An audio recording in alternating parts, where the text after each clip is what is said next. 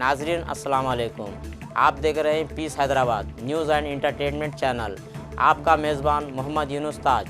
हमारे YouTube channel piece Hyderabad को like कीजिए, शेयर कीजिए और सब्सक्राइब कीजिए। आज की ताज़ा खबर ये है,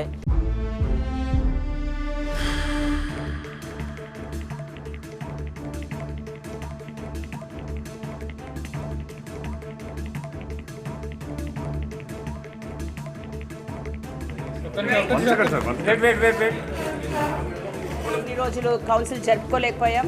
అయితే కౌన్సిల్ ఒక ఎజెండాతో మేము ఈ రోజు వచ్చినాం.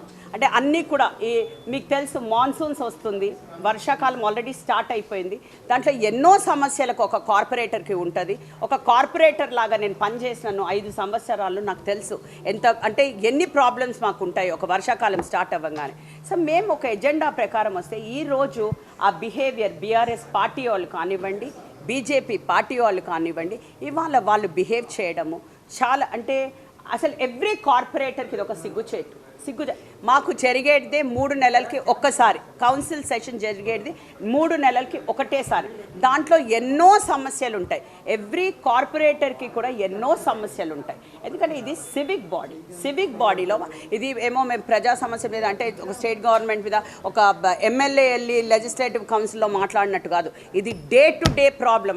సివిక్ బాడీ లోపల ఉన్న డే టు డే ప్రాబ్లం, ఒక కార్పొరేటర్ పోయే ఆ ప్రాబ్లం ఈరోజు మేము చెప్పుకోవడానికి వస్తే ఈరోజు వాళ్ళు రానియకుండా వాళ్ళు ఒక ప్రిపేర్డ్గా ప్రీ ప్లాన్డ్గా రావడంతోనే ప్లాకార్డ్స్ పట్టుకోవడము, మేయర్ రెసిగ్నేషన్ అని, డిప్యూటీ మేయర్ రెసిగ్నేషన్ అని వాళ్ళు ఎజెండా ఇది పొలిటికల్గా ఆడేటంటే తప్పకుండా everybody has Liberty to speak. కానీ ఇది ఈ టైం కాదు.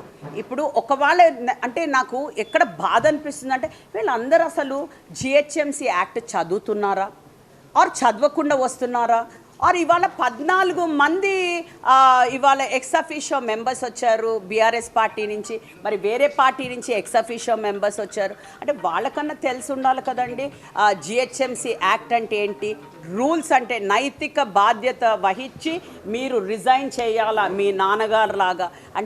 అది వేరే, లోక్సభ వేరే, మరి బీఆర్ఎస్ పార్టీ లోపల ఎందరు రిజైన్ చేసి మీకు తెలవాలి. ఇంకా మళ్ళీ నన్ను రిపీట్ చేయనియద్దు. ఎందుకంటే ఈరోజు బీఆర్ఎస్ పార్టీకి వచ్చిన ప్రతి ఒక్క ఎమ్మెల్యే కూడా, చాలామంది ఎమ్మెల్యేలు కూడా మరి ఇతర పార్టీల నుంచి వచ్చి రిజైన్లు చేయకుండా ఎమ్మెల్యేలుగా కంటిన్యూ అవ్వకుండా మినిస్టర్ లాగా బాధ్యతలు వహిస్తూనే మరి ఈరోజు వాళ్ళు కౌన్సిల్ లోపల కూర్చుని ఒక మేయర్ని, డిప్యూటీ మేయర్ని మీరు రిజైన్ చేయమంటుంటే నాకు కొంచెం నవ్వొచ్చిందండి. నాకు నవ్వొచ్చింది. మీరు నిజంగానే చదువుతలే, అమెండ్మెంట్ యాక్ట్ చదవట్లేదు.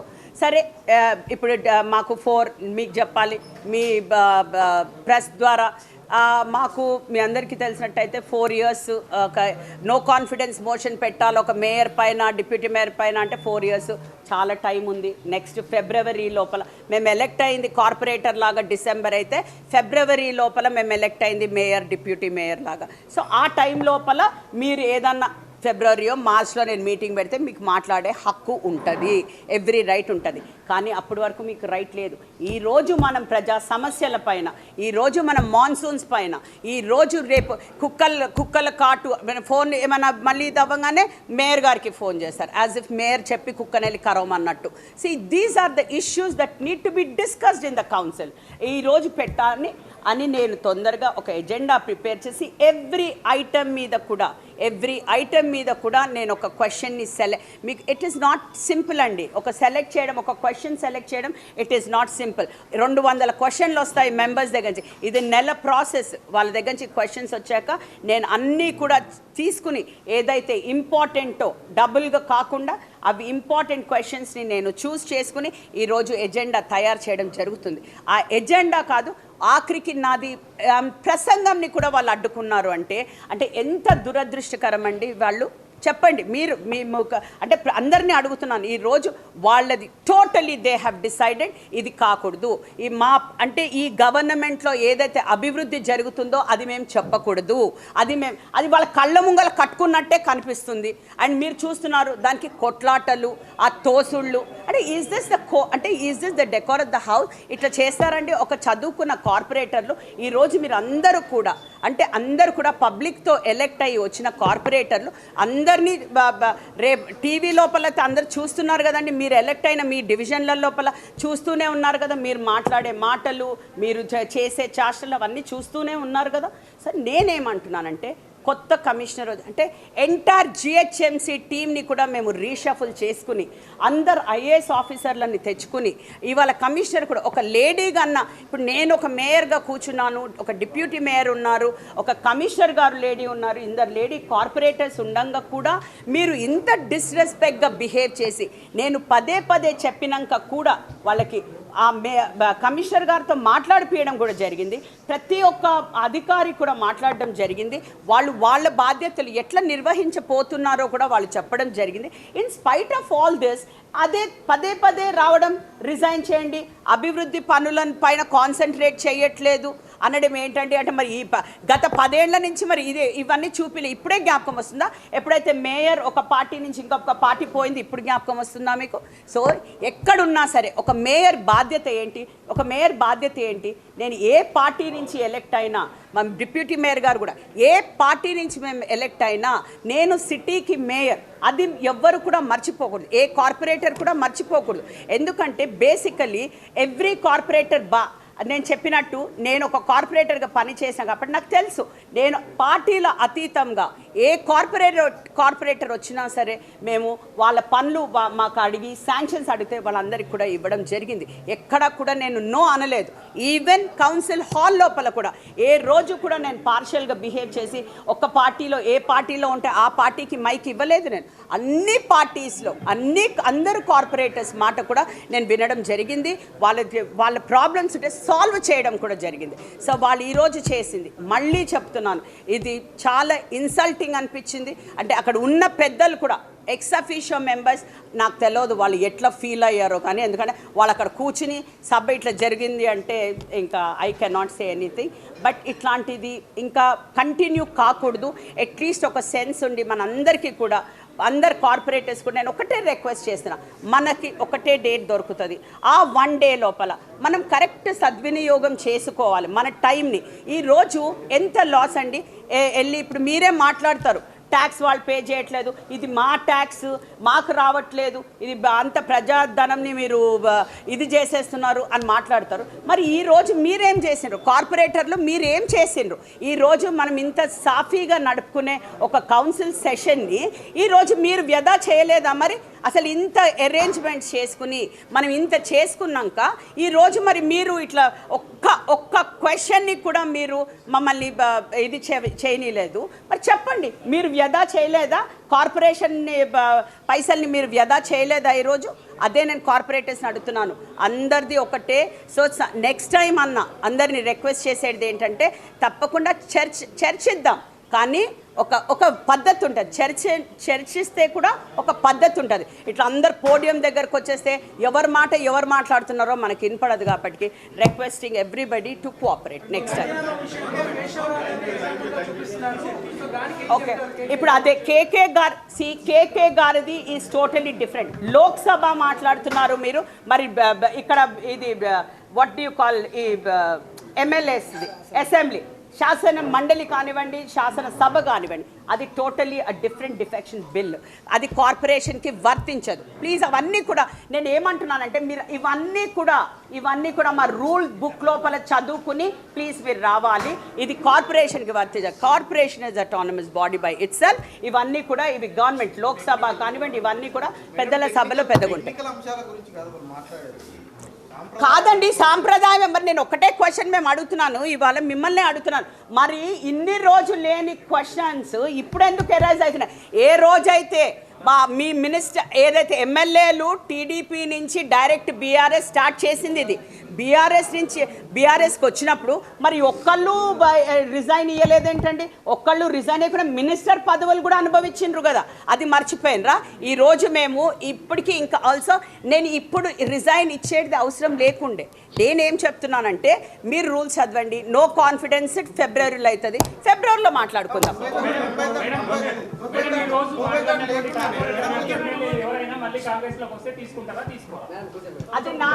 అది నాకు సంబంధం కాదు, ఇది గవర్నమెంట్ విషయం. No no no I will not answer anything about corporation వరకే నేను మాట్లాడతాను. కార్పొరేషన్ బియాండ్ నేను మాట్లాడు.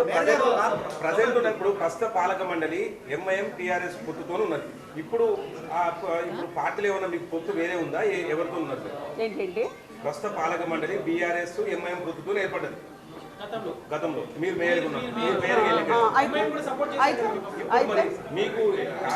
ఇప్పుడు నేను ఇప్పుడు నాకు అవన్నీ తెలియదండి, ఎవరు నాకు సపోర్ట్ చేస్తున్నారు. ఇవాళ నేను ఒక మేయర్గా ఒక meeting, general body meeting conduct చేయడానికి నేను వచ్చినాను. నాకు పార్టీలు అతీతంగా నేను అందరితో బిహేవ్ చేస్తాను. ఎవరు ఏ కార్పొరేట్ ఎంఐఎం కానివ్వండి, బీఆర్ఎస్ కానివ్వండి, బీజేపీ కానివ్వండి, ఎవరికన్నా నాతో ఏదైనా శాంక్షన్ కావాలి, ఏదైనా పని కావాలి అంటే నేను తప్పకుండా చేస్తాను. నేను ఎక్కడ కూడా ఎవరికి నో అనను. జస్ట్ బికాస్ ఇవాళ వాళ్ళు నన్ను అపోజ్ చేస్తున్నంత మాత్రం they are after all corporators and mayor is the head of the corporators. So I will respect that. ఆలోచిస్తామండి. Usually it happens every 3 months. దానికన్నా ముందు కూడా పెట్టచ్చు, దానికన్నా ముందు కూడా ఇఫ్ ఐ కెన్ డిసైడ్. ఎందుకు జరగలేదు? మొన్న అయింది, జరిగింది. కాదు, లోక్సభ ఎలక్షన్ ముందు అయింది. Okay thank you. अंदर जो भी गड़बड़ हो रही है वो सामने वालों के बिहेवियर से हो रही है। आज काउंसिल को सुबह से चलने नहीं दिया जा रहा है। बहुत सारे इश्यूज आवाम के पेंडिंग में हैं। मानसून हमारे सर पर है, नाले डिसिल्टिंग हमें कराना है, मानसून की तैयारियों के बारे में हमें कमिश्नर से और अहदेदारों से सवाल करना है, दूसरे तरक्यातों में कामों के बारे में हमें सवाल करना है। मुहर्रम हमारे सर पे है, मुहर्रम की तैयारियां और उसके वर्क्स के बारे में हमें अहदेदारों से सवाल करना है। पर इन सब बेसिक मुद्दों को छोड़ते हुए यहाँ पर सब अपनी अपनी सियासी रोटियां सेक रहे हैं और अपने अपने सियासी मुद्दों पे आवाज़ उठा रहे हैं। वहाँ पे मजलिस इत्तेहादुल मुस्लिमीन का यही नुमाइंदा था कि आप काउंसिल चलाइए और अहदेदारों से जो हम सवाल करना चाह रहे हैं वो सवाल करने दीजिए। वहाँ पे कुछ ऐसे पोस्टर्स लाए गए जिससे हमें इत्तेफाक नहीं था और उसको हम वापस लिए। हमारे कॉर्पोरेट हज़रात वो देखे और उसे वापस लिए। उन्हें भी चाहिए कि दूसरे पॉलिटिकल पार्टीज़ का भी सेंटिमेंट रखे। अगर यहाँ पे अगर आपस से बाहर होना है तो कोई भी आपस से बाहर हो सकता है। मजलिस यहाँ पे आवाम की नुमाइंदगी करने आए हैं, आवाम के मसाइल उठाने आए और उस पर हम कमिटेड हैं। हम ये किस्म के छिछोरे पने में ना हम कभी थे, ना मजलिस एक डिसिप्लिन पार्टी और ना कभी रहेगी। हमारा मेन कोर मुद्दा है कि अवाम के मसाइल यहाँ पे सही तरीके से उठाए जाए और उनके मसाइल हल हो सकें। पॉलिटिकल एजेंडा लेके जो पार्टीज़ यहाँ पे आए हैं उनको सोचना चाहिए कि उनको जो अवाम ने वोट दिया है एक मकसद के तौर पे वोट दिया है ताकि वो उनका तरक्याती काम कर सके, ना ही आकर अपना पॉलिटिकल एजेंडा काउंसिल में बताएं। शुक्रिया। जीएचएमसी के अंदर 1/3 डिविजन्स भारतीय जनता पार्टी जीत गया था। हम शुरुआत से जो फाइट कर रहा है, हैदराबाद के अंदर अगर बहुत बारिश गिरे तो पानी का समस्या और पीने पानी का समस्या, ड्रेनेज का समस्या, रोड्स का समस्या, लॉ एंड ऑर्डर का समस्या, मच्छर एंड मक्खी का समस्या, जो तालाब है वो पोल्यूट होके जो ग्राउंड वाटर पीने का काम नहीं आता है, ऐसी समस्या हमारा गौरव कॉर्पोरेटर्स जो प्रस्ताव कर रहा है यहाँ पे परिष्कार नहीं मिल रहा है। आज म्यूनिसिपल एडमिनिस्ट्रेशन मिनिस्टर स्वयं रेवंत रेड्डी है, सीएम है। सीएम साहब को वो पॉलिटिक्स करने में टाइम नहीं मिल रहा और जीएचएमसी में मच्छर का काम क्या है, मक्खी का काम क्या है, ड्रेनेज समस्या क्या है, पीने का पानी का समस्या क्या है, वो देखने का उनको काम नहीं मिल रहा, उनको टाइम नहीं मिल रहा। इसलिए हमारा भारतीय जनता पार्टी आज हम पॉलिटिक्स करने के लिए नहीं आया। द काउंसिल 3 महीने के एक दफ़ा जो बैठता है, अभी बारिश का सीज़न है, बारिश का सीज़न में बहुत समस्या आता है। वो समस्या डिस्कस करके वो समस्या हल करने के लिए कुछ सैंक्शंस कर दे के युद्ध प्रातिपदिक से जो काम करना है वो नहीं हो रहा बोल के हम आया है। मगर हमको डिसअपॉइंटमेंट, वो मैं भी पहले बार इधर आया है, डिसअपॉइंट मिला, कुछ भी नहीं है।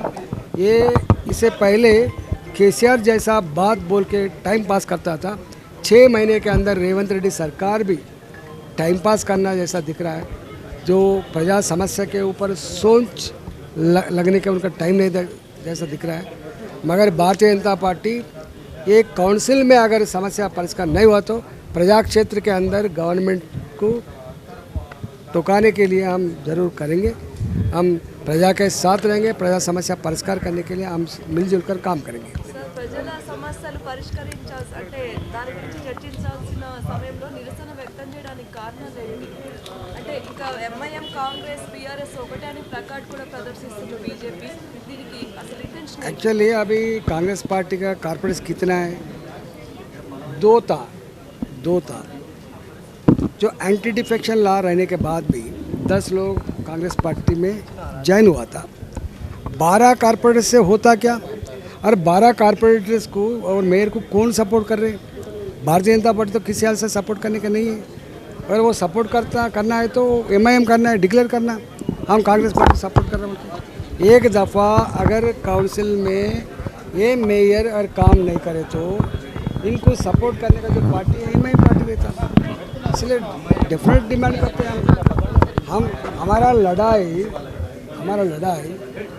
अगेंस्ट जो ऑटोक्रेसी, अगेंस्ट जो करप्शन, अगेंस्ट जो काम नहीं कर रहा है इफेक्टिव गवर्नमेंट का, इसीलिए मैं हमारा पार्टी సార్ ఇప్పుడు ఒక క్వశ్చన్ సార్, ఇప్పుడు కౌన్సిలింగ్ మీటింగ్ ఏర్పాటు చేసింది కూడా ఇప్పుడు వర్షాకాలం చికెన్గున్యా అన్నిటిపైన కూడా చర్యలు ఎలా చేపట్టాలి అనే నిర్ణయం మీద కౌన్సిలింగ్ మీటింగ్ ఏర్పాటు చేశారు. అందులో బోనాల పండుగ కూడా వస్తుంది.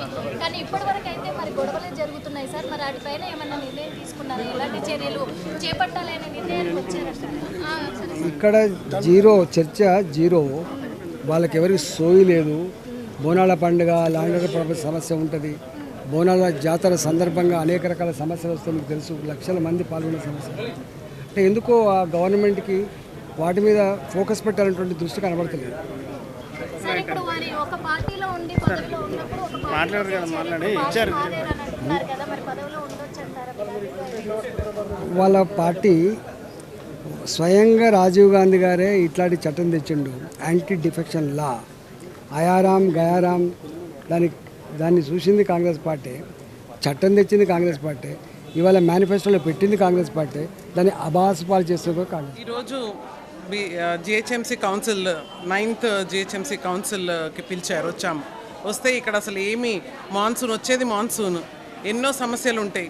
మాకు అసలు కాంగ్రెస్ గవర్నమెంట్ వచ్చినప్పటి నుంచి ఒక్క బడ్జెట్ కూడా శాంక్షన్ కాలేదు. రోడ్లు ఎట్లా చాలా దీనమైన పరిస్థితిలో ఉన్నాయి. నాలాస్ ఇప్పటిదాకా డీసిల్టింగ్ అవ్వలే. నేను వినాయక్ నగర్ డివిజన్ కార్పొరేటర్ రాజలక్ష్మి. అక్కడ మా దగ్గర చాలా నాలాలు ఉంటాయి, అవన్నీ వెళ్ళి బండ చెరువులో కలుస్తుంటాయి. అసలు అక్కడ ఒక పాప ఈ మధ్య ఒక 2 years బ్యాక్ ఆమె పడి చనిపోయింది కూడా. అయితే ఇప్పటిదాకా డీసిల్టింగ్ పనులు కూడా అవ్వలేదు. అండ్ శాంక్షన్ అయినవి, బడ్జెట్ అయినవి కూడా అన్నీ కూడా మళ్ళీ రీకాల్ చేస్తున్నారు, అన్నిటినీ కూడా క్యాన్సిల్ చేశారు. సో మేము ప్రజలకి ఏమి సమాధానం చెప్పాలి? మెయిన్ బస్ రూట్స్ ఉన్నాయి, ఆ బస్ రూట్స్లో రోడ్లు దారుణంగా అధ్వానంగా ఉన్నాయి, అవి కూడా చేస్తలేరు. సో బీఆర్ఎస్ గవర్నమెంట్లో ఉన్నప్పుడు బడ్జెట్ లేదు, ఇప్పుడు కాంగ్రెస్ గవర్నమెంట్ వచ్చిన తర్వాత ఇంకా అధ్వానం. అండ్ అసలు యాంటీ డిఫెక్షన్ లా తీసుకొచ్చిందే రాజీవ్ గాంధీ.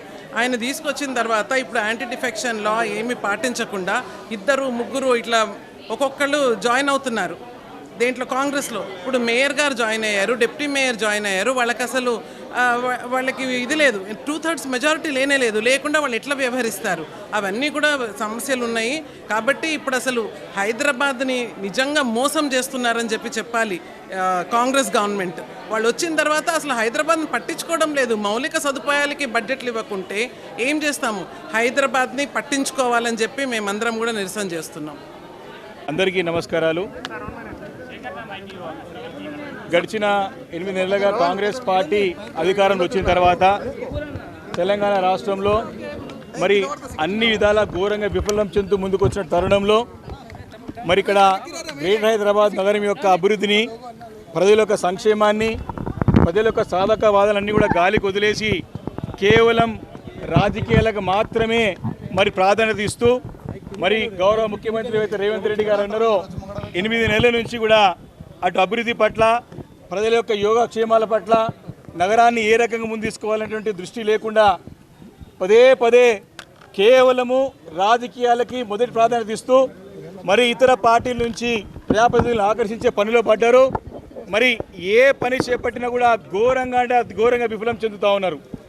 నగరం యొక్క ఖ్యాతిని రోజు రోజు దిగజారిపోతూ ఉంటే, ప్రజలు బాధపడుతూ ఉంటే మరి దాన్ని పట్టించుకోకుండా మరి ఇక్కడ జిహెచ్ఎంసీ ప్రాంతంలో, జిహెచ్ఎంసీ పరిధిలో మొన్న అసెంబ్లీ ఎన్నికల్లో ఒక్క సీటు కూడా కాంగ్రెస్ పార్టీ గెలవలేదు.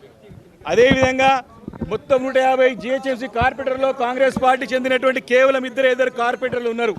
మరి అది కక్ష పెట్టుకొని గ్రేట్ హైదరాబాద్ నగరాన్ని విస్మరించుకుంటూ మరి వాళ్ళు పని చేయకుండా మరి ప్రశ్నిస్తే మరి దాటివేసే ధోరణి విధంగా, ఎదురు దాడి చేసే విధంగా, కేసులు పెట్టే విధంగా ఈరోజు క్షేత్రస్థాయిలో చూస్తూ ఉన్నాం. మరి బీఆర్ఎస్ ప్రభుత్వంలో గడిచిన 10 సంవత్సరాలలో కేసీఆర్ గారి నాయకత్వంలో ఇక్కడ కేటీఆర్ గారు ఎంఏయుడి మినిస్టర్గా ఉండే ప్రతి ఒక్క అంశాన్ని దగ్గరగా చర్చించి మరి దాన్ని సుదీర్ఘంగా దానిపై ఆలోచన చేసి నగరాన్ని ఎన్నో రకాలుగా ముందు తీసుకువెళ్ళి మరి హైదరాబాద్ నగరానికి మంచి కీర్తి ప్రతిష్టలు సంపాదించినట్టు ఘనత మరి మా నాయకులకి, బీఆర్ఎస్ పార్టీ ముఖ్యమంత్రిగా పనిచేసిన కేసీఆర్ గారికి, కేటీఆర్ గారికి, మా పార్టీకి ఉన్నది. ఈరోజు జిహెచ్ఎంసీ పరిధిలో వాళ్ళకి ప్రజాప్రతినిధులు లేరు కాంగ్రెస్ పార్టీకి.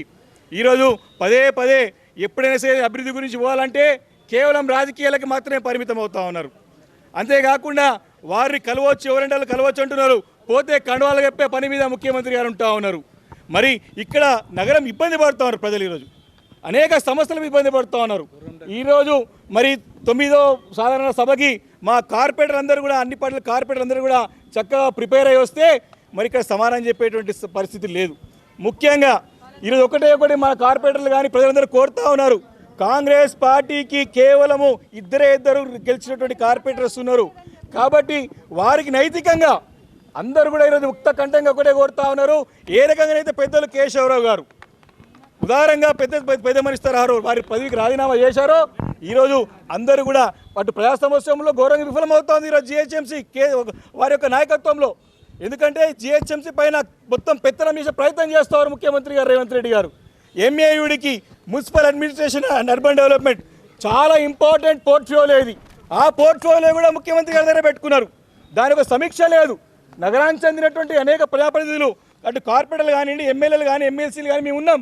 ఒక సమావేశం లేదు. అసెంబ్లీలో అడిగితే కూడా దానికి సమాధానం దాటివేసే ధోరణిలో నగరానికి చెందినటువంటి అందరు శాసనసభ్యులని, అందరు కార్పొరేటర్స్తో మాట్లాడతా అని చెప్పినారు. కానీ 9 నెలలు 8 నెలలు కావస్తూ ఉంది. కేవలం ఢిల్లీ పోతానికి టైం ఉంటుంది 10 సార్లు 15 సార్లు. మరి పొద్దున్న లేచి 2 గంటల వరకు రియల్ ఎస్టేట్ బ్రోకర్లతో, రియల్ ఎస్టేట్ పెద్ద కంపెనీతో మాట్లాడే టైం ఉంటుంది, కానీ ప్రజాప్రతినిధులతో మాట్లాడే టైం ఉండదు.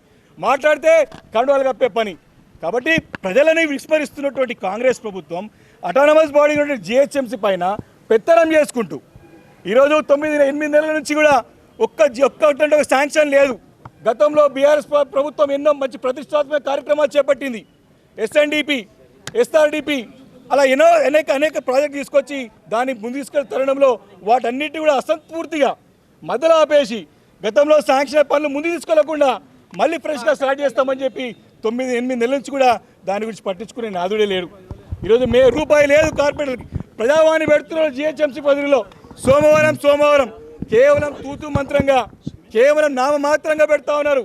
ముఖ్యమంత్రి గారు కార్యాలయం రావచ్చు అని చెప్పినాడు. ఏమని చెప్పినాడు? మా ప్రజాభవన్ ఉంటుంది, మీరు ఎప్పుడంటే రావచ్చు అని చెప్పినాడు. కానీ అక్కడ కూడా సమస్యలు పరిష్కరిస్తలేరు. కాబట్టి ఈరోజు మాన్సూన్ వర్షాలు వచ్చి ఇప్పుడు నగరం అంతా కూడా మరి దోమలతో అనేక రకమైన ఇబ్బందులు చాలా ఉన్నాయి, కూడా సమస్యలు ఉన్నాయి. కాబట్టి నేను ఇప్పటికైనా సరే నేను ముఖ్యమంత్రి గారు కూడా సూచిస్తా ఉన్నాను, మీరు రాజకీయాలు పక్కన పెట్టండి, ప్రజల గురించి ఆలోచన చేయండి. ఎన్నికలు అయిపోయినాయి, ఇప్పుడు పక్కన వచ్చి ప్రజల గురించి పట్టించుకోవాలా.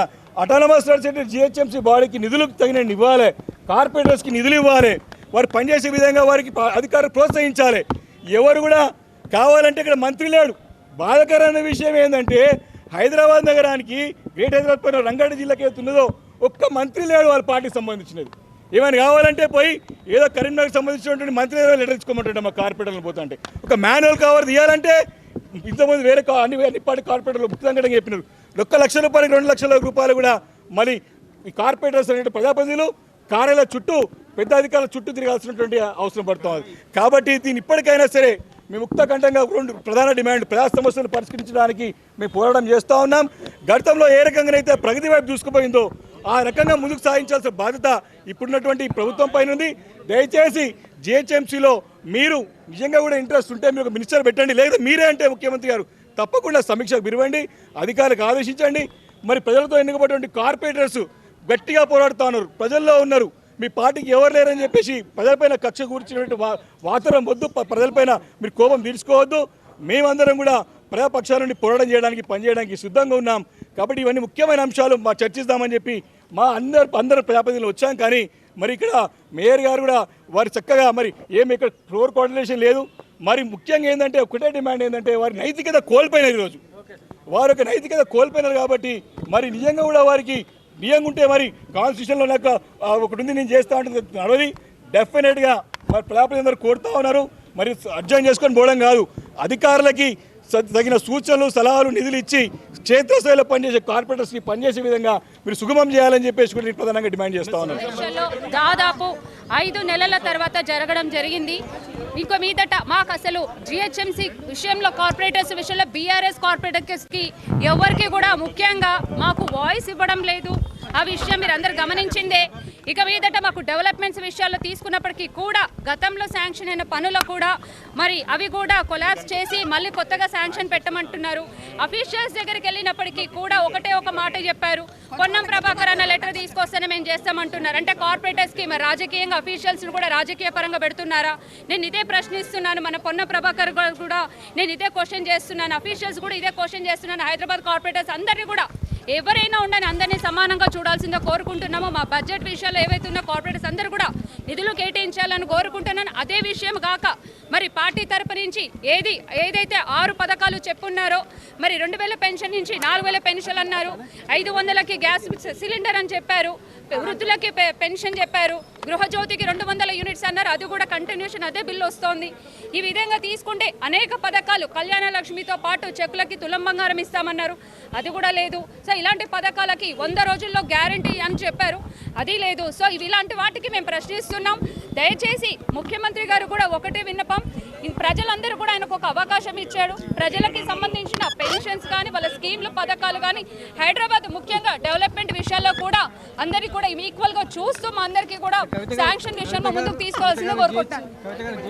తీసుకొచ్చినవి కూడా కొలాప్స్ చేసేసి మళ్ళీ కొత్త అఫీషియల్స్ మేము ఒక జెడ్సీ దగ్గరికి వెళ్ళి మాకు ఇది శాంక్షన్ చేయండి అంటే మేడం పొన్నం ప్రభాకర్ లెటర్ తీసుకురమ్మంటారు. మేము ఎక్కడ పోవాలి అంటే అందరు కార్పొరేటర్స్ ఈక్వల్గా చేయరా? మమ్మల్ని ప్రజలు ఎన్నుకోలేదా? మాకు హక్కు లేదా అడిగేది? ఆ ఈక్వల్గా చూడమని చెప్తున్నాను. ఇలాంటి రాజకీయం ఇలాంటి రాజ్యం వద్దు. అందరూ ఈక్వల్గా చూస్తూ సభని ముందుగా నిర్వహించాలన్నది కోరు. కమిషనర్ గారు వచ్చి ఈరోజు 9వ కౌన్సిల్ మీటింగు జిహెచ్ఎంసీలో జరగడం జరిగింది. అదేవిధంగా మన మేయర్ గారు కాంగ్రెస్లో కండువా కప్పుకోడి ఒక 10-12 మంది కార్పొరేటర్లే కాంగ్రెస్కు ఉండడం జరిగింది. ఇది లెక్క ప్రకారం దాదాపుగా 100కు పైన ఓట్లు ఉండాలి. 12 మందితోనే ఉన్న అనైతికంగా మేయర్ గారు అయ్యారు. ఈరోజు మేయర్ ఎప్పుడైతే రాజీనామా చేసి మళ్ళీ బలం ఉంటే వాళ్ళు కాంగ్రెస్లో కావాలని కోరుతున్నాం. కాంగ్రెస్లో పోయింది కాబట్టి బీఆర్ఎస్లో గెలిచి మేయర్ను కానీ డిప్యూటీ మేయర్ను కానీ రాజీనామా చేయాలని ఇలా బీఆర్ఎస్ నుంచి వాయిస్ ఇవ్వడం జరిగింది. అదేవిధంగా ఆఫీసర్లు కూడా ఇప్పుడు డ్రైనేజ్ ప్రాబ్లాలు ఎక్కువ వస్తున్నాయి. డ్రైనేజ్ ప్రాబ్లాలు వస్తున్నాయి కాబట్టి ఆ డ్రైనేజ్ వాటర్ బోర్డుకి ఇవ్వడం వల్ల వాటర్ బోర్డు వాళ్ళు కూడా స్పందించకపోవడం, ఈరోజు ఇలాంటి చాలా వరకు కూడా ప్రాబ్లాలు ఉన్నాయి. ఏమున్నా ఓకే సరే థ్యాంక్ యూ. ఈరోజు 9th ఆర్డినరీ జనరల్ మీటింగ్ సమావేశం ఏర్పాటు చేయడం జరిగింది జిహెచ్ఎంసీలో. కానీ ఏదైతే మేయర్ గారి నుంచి మేము ఎక్స్పెక్ట్ చేశామో దానికి భిన్నంగా ఆవిడ ప్రవర్తించడం జరిగింది. ఎందుకంటే ఒక మేయర్ పదవిలో ఉంటూ ఆవిడ రాజకీయ సంభాషణ రాజకీయ కోణంగా తీసుకుంటూ కాంగ్రెస్ ప్రభుత్వ చేసే అభివృద్ధి కార్యక్రమాన్ని చెప్పి మొదలుపెట్టడం జరిగింది. మామూలు అభివృద్ధి కార్యక్రమాలు 7 నెలలుగా ఏం జరిగినాయి అని చెప్పి నేను మేయర్ గారిని ప్రశ్నించదలుచుకున్నాను. ఎందుకంటే గత ప్రభుత్వంలో శాంక్షన్ అయిన రోడ్లు రోడ్లు కానీ సివరేజ్ లైన్లే కానీ వాటర్ లైన్లే కానీ మొత్తం కూడా ఆపేయడం జరిగింది. కాంట్రాక్టర్లకి నిధులు ఇవ్వకుండా ఈరోజు హింసించడం జరిగింది. ఒక్క కాంట్రాక్టర్ కూడా వచ్చి పని చేయకుండా ఉన్నారు. చిన్న చిన్న ప్యాచ్ వర్క్స్ కూడా చేయట్లేదు. దానికి ఆ చిన్న చిన్న ప్యాచ్ వర్క్స్ కూడా చిన్న స్థాయి ఆఫీసర్లు స్పందించకుండా పెద్ద ఆఫీసర్ల దగ్గరికి వెళ్ళాలి. అది కూడా కాంగ్రెస్ ఒక ఇన్ఛార్జ్ మినిస్టర్ ఎవరైతే ఉన్నారో సిటీలో వాళ్ళ త్రూ పనులే జరుగుతాయి. కానీ మీరు చెప్తే చేయము అని చెప్పి ఆఫీసర్లు కూడా ఒక రాజకీయ కోణంలో తీసుకుని వెళ్తున్నారు.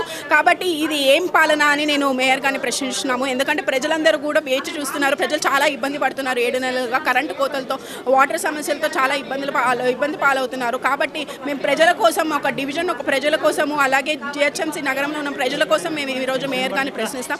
అలాగే మా మెజారిటీతో మెయిన్గా బీఆర్ఎస్ పార్టీ కార్పొరేటర్స్ అలాగే ఎక్స్ ఆఫీషియో మెంబర్స్ మెజారిటీతో ఆవిడ ఈరోజు ఆ సీట్లో ఉన్నారు. ఆవిడే నైతిక విలువలకి బాధ్యత వహించి ఆవిడ రాజీనామా చేయాలని మేము డిమాండ్ చేస్తున్నాం. ఎందుకంటే వాళ్ళ తండ్రి గారైన కేకే గారు నైతిక విలువలను పాటిస్తూ కేకే గారు ఈరోజు రాజ్యసభ ఎంపీగా రాజీనామా చేశారు. కాబట్టి ఈవిడ కూడా మేయర్ గారిని కూడా రాజీనామా చేయాలని మేము డిమాండ్ చేస్తున్నాం.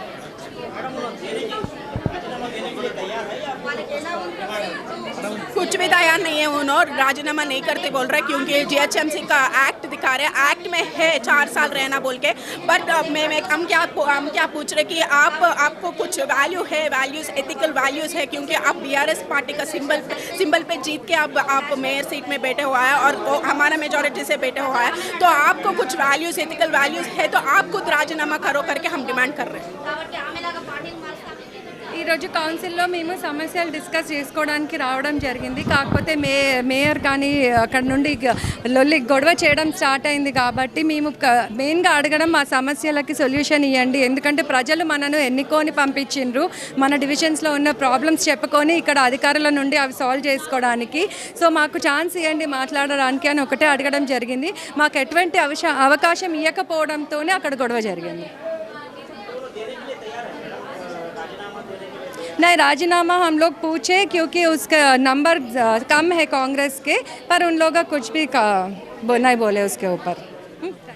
आज हैदराबाद का काउंसिल में एमआईएम वाले और टीआरएस कांग्रेस तीनों मिलके बीजेपी वालों को क्वेश्चंस नहीं आने देना, ये लोग पूछे तो कुछ भी नहीं देना बोल के मैच फिक्सिंग होके बाइकाट कर दिया. आज मैं बोल रहा हूँ याला एमआईएम नहीं है तो कुर्सी पे कोई भी नहीं बैठता इधर.